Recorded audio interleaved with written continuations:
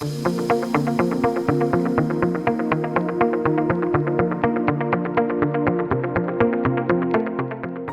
everybody, my name is Ashley and I am the social media manager for Extensis, and I am here with Bode Robinson, artist and designer, and we're just going to chat. I know that a lot of creatives are following us and looking at some things that we're doing, so we love to have conversations with other creatives so that you guys can get some true gems and to learn what other creatives are doing to create success. So, how are you doing today, Bode? I am doing great. Thank you for having me. Good. And I know I'm in Nashville. Tell us where you are. I'm in Austin, Texas, where it's really, really hot right now. But I can definitely relate to that. Tennessee, I think it's hot in both of these locations. Yeah. And you kind of get used to it. But I'm so glad for the nice fall weather that's Oh, coming up in I a few. know it's around the corner. So let's take a few minutes. Tell us about yourself. Well, let's see. I was born in Fort Worth, Texas, and I went to school out in Lubbock, Texas. I went to Texas Tech University, and um, I was, I took the long road because I didn't really know what I wanted to do early on when I started my career, my collegiate career, and it took me a while to kind of really hone in on the fact that I am a creative. Um, Mhm. and I had to kind of sort of renegotiate that narrative of uh, the starving artist narrative. And it took me a long time to really just own the fact that I am a creative and that I can make money being a creative. And I eventually found my way down to Austin in 2008. And that's where I began my graphic design career full time with a local retailer called Tyler's. And I was with them until around 2012, and I started feeling kind of a little antsy. I loved the team. I loved everyone I worked with. I loved my boss, the owner of Tyler's. But I just was feeling like I didn't want to be in an office all day, every day. And I had this beautiful window like that overlooked the rolling hills of Westlake in Austin. And I was just like, okay, there's something I need to be out in nature. I need to change it up a little bit. And I had met somebody who was riding bikes here in Austin, and she asked me, and I was also riding bikes. I had started getting into social riding, and she was like, "Hey, I'm thinking about riding my bike down the West Coast this summer.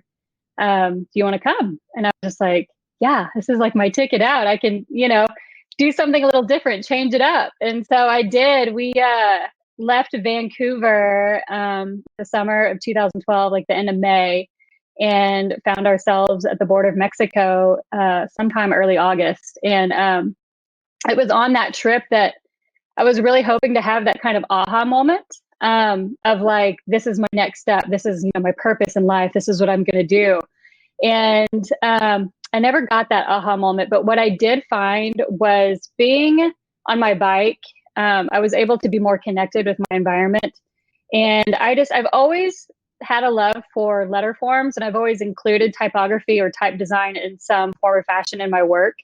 But it was really on this trip that I fell in love with the art form of lettering, because being on my bike and immersed in some of these major cities like Seattle and Portland and Los Angeles, I could really get an up close and personal view of giant murals and, hand painted letters on signs. And I just began documenting just these different kinds of logotypes and letters. And at the end of the trip, I had to get myself back to Austin. And instead of fly, I decided to take the train.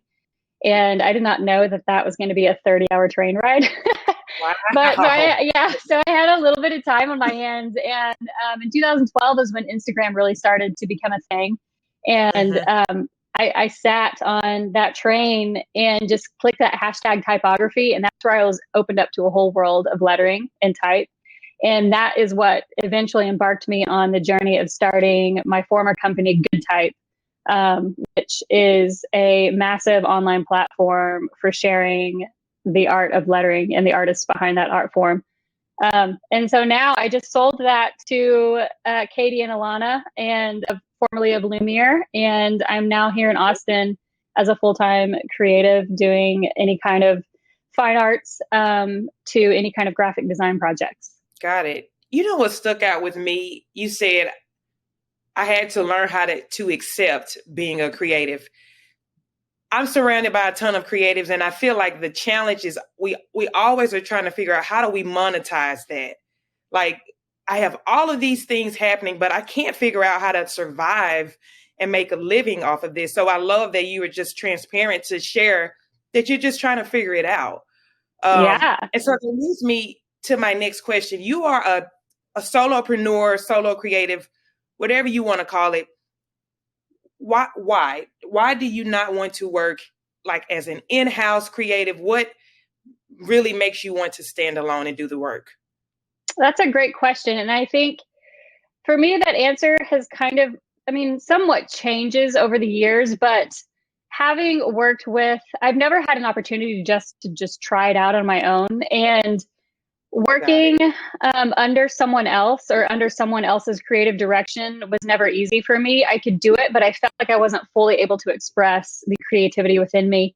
And rather than express the vision of somebody else, I felt like I had a vision that needed to be expressed. And not that I couldn't do both, but it was hard for me because I wanted to give my all to one or the other. I didn't want to just kind of half, help them, but also I had this voice within me that needed to find space to create. And so that's when I kind of branched off and started working on my own and started creating my own art. And people were starting to, and, really just kind of starting to hone my own style. And that's when people started coming to me for my style versus me creating what they wanted. And I still do a little bit of that too, but there was just something within me that, that was just constantly weighing on me, just saying, there's art in here. And it was hard for me to express that while under the creative direction of somebody else. And I do love working with people. I do love working with the team. But I love to be able to have a say in the overall creativity also. Absolutely. And I completely understand that. So working solo, you have to have systems in place or it could be a hot mess. It could be all over the place. So I love to think about habits. I feel like there are so many successful creatives, but they just don't make the mark because they haven't figured out positive habits to make all of this work. So what are some habits that you live by that you can share with us? Some of the most important things that I do every day, it starts in the morning, and I I have a very active brain. There's just a lot of thoughts running through my head all the time. And yeah. And so I think it's important for me to start the day by quieting my mind. It's a very important habit for me. And I find that when I don't take the time to do that, it just gets a little too rambunctious up there. And So you it's don't really, start off the day on social media, Bodie? no, definitely not. I did that for many years. And as soon as I realized that's something that was not helping me, and it wasn't, it didn't allow me to like really stay in alignment here because I was out here and looking, doing the whole comparison thing. And, comparison is the greatest thief of joy. And that's what social media does, I think, for me at least. And so, yeah, I definitely don't start out my mornings on social media. I start out my mornings getting in alignment with myself, quieting my mind. And another thing that I do throughout the day is I go outside because if I find I'm sitting at my computer too long, I start to feel just like not good. Yeah. And not necessarily physically, just like kind of emotionally and mentally. And so I go out and I hang out in the sun as long as I can. And I do that 4 or 5 times a day. If I don't get to, well, I usually start out my morning too after my morning routine as I jog my dog to the park, Teddy, just to get the blood pumping, and nothing major, just a little bit of exercise, just to sweat a little bit. And because I find that really kicks off my day really well. Nice. I like to learn more about your morning routine because I've read a ton of blogs. I mean, there is no right or wrong answer for the perfect morning routine. Like there are apps, habit tracker apps we can use, so many things. But if you could give three things that you do consistently for your morning routine, what would those three things be? For me, and it's different for everybody, I think we kind of we don't, it's supposed to be simple and it's supposed to feel good, our morning routines. And if we're trying to do what everyone else is doing or what everyone else is telling us that they do, then if it doesn't feel right, then do something different. And I found what works for me is as soon as I wake up in the morning, my mind, it's already kind of starting to like wake up to. And if I try to go straight into a meditation practice, it doesn't always, like, it's really hard to get that chatter just to be quiet. And so what I do is I do breath work. And I've been doing the Wim Hof breathwork method, and I'll do 3 to 4 rounds of 30 breaths, 30 to 40 breaths. And when I'm in that 3rd to 4th round is really when everything just kind of stops mentally. And so that after that breathwork round is where I can just kind of go into a 15 to 20 minute meditation, nothing major. And after that, I'll wake up and I'll make either tea or coffee, kind of whatever I'm feeling. And I'll sit at my computer and I will journal. I'll kind of maybe reflect on what worked for the previous day. And I'll just kind of just do like a rampage of appreciation and just kind of type out all the things that I'm appreciative of and just kind of let it flow. And I don't know, maybe I'll spend 10 to 15 minutes doing that. And it kind of just sets me off mentally. And, if I wake up feeling down or, feeling like I'm stuck in something that didn't go right for me the day before, after doing that, I'm like off on the right foot. And then from there, once I get up early, I'm early to bed, early to rise. And I was going to ask, what time are you getting up to accomplish this?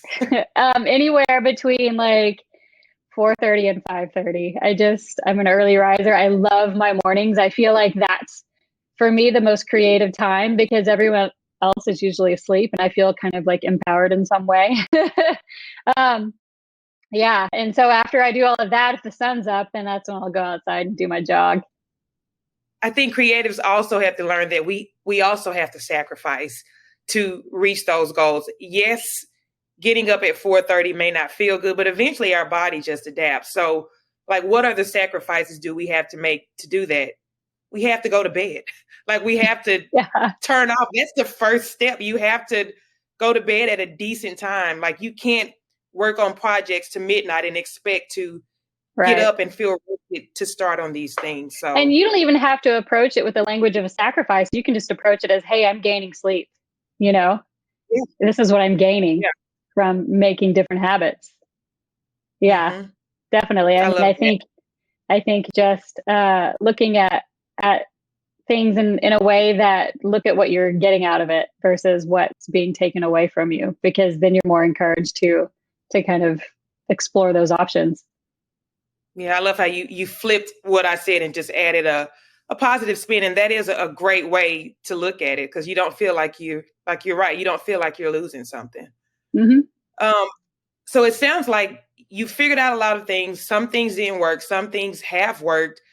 Tell us about some of your wins over the last few years. Over the last few years, a really big win for me was being able to hand off good type, because for so long I felt like towards the end, because I started it officially in 2013 and it very quickly amassed a lot of followers, and I didn't pay for one of those followers. That's back before the algorithm. So it had an opportunity to just really flourish. And I think it hit 1 million followers in 2017 or 2018, somewhere in there. And at that point, I felt a lot of pressure to really just figure out how to make it work for me and for the community. And it was a hard space for me to be in because I wouldn't consider myself a lettering artist. I would consider myself more a curator of the letter arts. And I felt like in some capacity that I had to be a lettering artist, although I did include a lot of lettering and type phrases in my art. I didn't really consider myself a lettering artist, and it was a hard space for me to be in. And also with COVID, prior to COVID, I was doing a lot of workshops, in-person workshops, going to San Francisco, New York, here in Austin, and it was a lot of fun. And it was a way to kind of keep the lights on. It was, it was helping good type to be monetized in some capacity. And whenever that stopped, that came to a halt, it was just kind of like, okay, I was really just struggling to find a way to make it work, to really monetize. And I just, the way my relationship with it started to change, and it started to feel like something that I had to make money at versus something I was passionate about.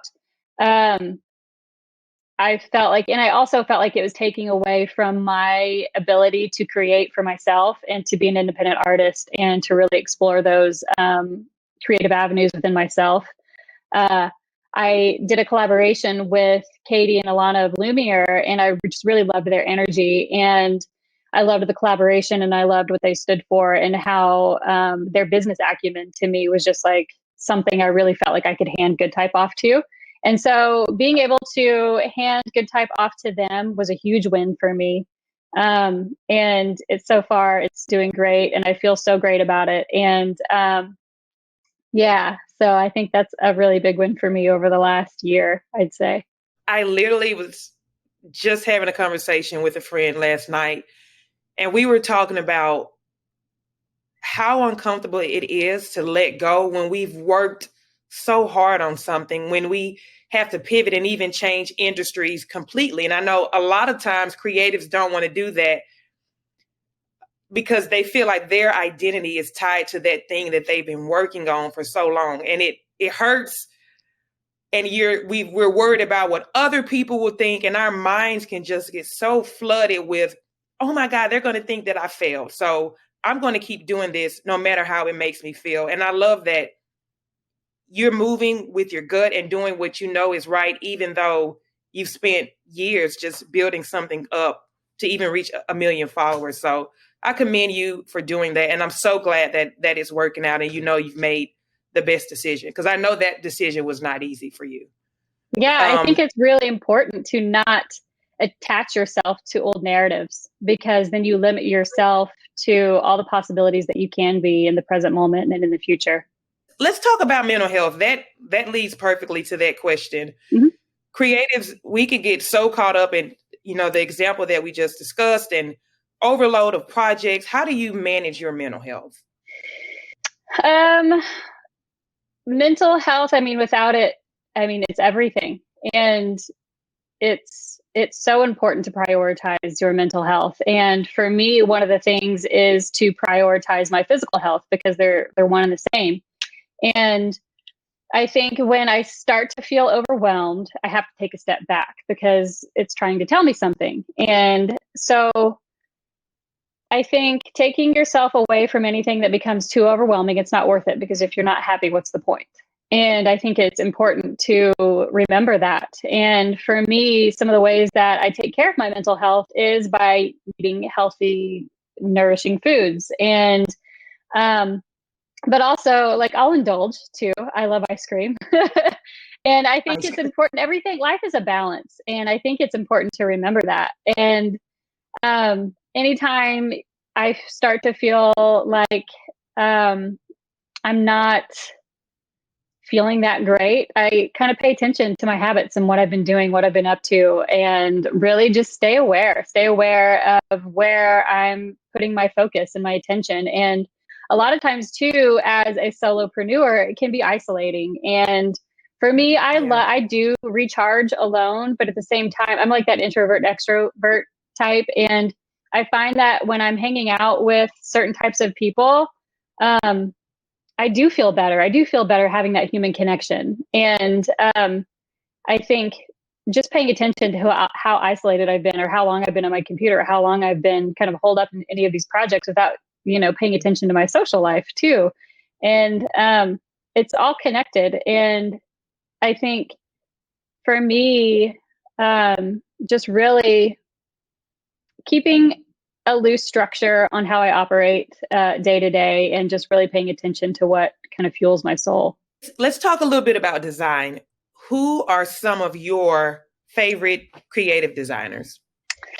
Let's see. So right off the bat, the late, great Virgil Abloh, the former creative director for Louis Vuitton, he is one of my all-time favorites. I was so sad to find out of his passing. I just couldn't believe it. I had no idea.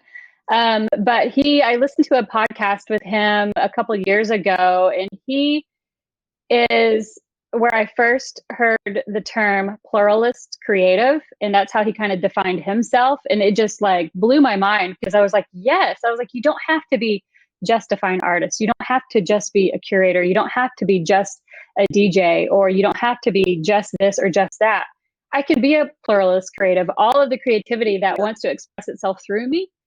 I was just like, I don't have to just be, an artist or just a graphic designer. And because I saw he kind of paved the way for me in just exploring all of those avenues and kind of staking claim in all of those areas, and not just being one type of artist or one type of creative. So right off the bat, yeah, Virgil Abloh, one of my top all-time faves. Another one would be the interior designer, Kelly Wearstler. I love her just funky, bold aesthetics, and her just willingness to go way beyond the box, way outside the box. She definitely inspires me, even with her own personal style too. She's not scared to just be super bold, and I love that. Another one would be, and I don't really know who she is, I've never seen her, but Cynthia Liu. She's the founder of, along with Pharrell, the founder of Cactus Plant Flea Market Streetwear, CPFM. I just love the designs that come out in that streetwear brand, and I'm often inspired by a lot of her work. And I love that she's so underground. Nobody really knows who she is, but I am definitely influenced and inspired by her work. Bode, how can we support you? So if anybody sees this video and they're like, I like her, she's cool, she's got an awesome vibe, I want to support her. So tell us how we can do that. Well, right now I have an online shop where I get to sell all of my prints, and that's at BodeRobinson.com, BODE Robinson.com. And then my Instagram is where, you can support me, like me, follow me. It's Bode.Robinson. And yeah, I'm actually in the process of building a new website that better represents kind of who I am, to give people a more in-depth view into what I'm all about. So yeah. Okay. Well, I know you're busy. I know you have a lot of things you can be working on today. Thank you for joining us. And we look forward to discussing some of these similar topics with other creatives all around the world. So again, thank you guys for watching, and have a great day.